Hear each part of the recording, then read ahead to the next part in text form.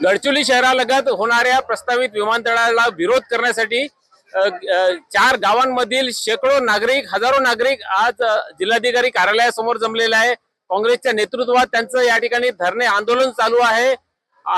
या संदर्भात बोलण्यासाठी आपल्यासोबत आहेत काँग्रेसचे जिल्हाध्यक्ष महेंद्र ब्राह्मणवाडे। हो, काय या आंदोलनाचं स्वरूप आहे आपलं?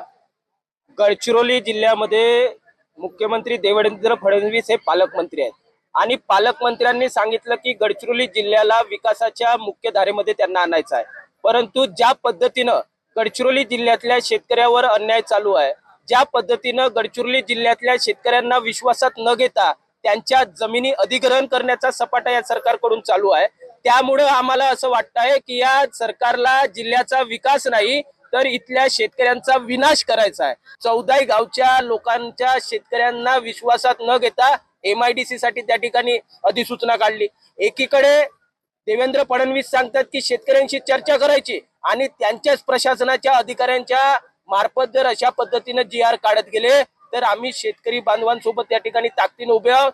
हा आज धरणे आंदोलन आहे। येणाऱ्या 4 तारखेपर्यंत जिल्हाधिकारी गडचिरोली जिल्ह्यामध्ये येणार आहेत।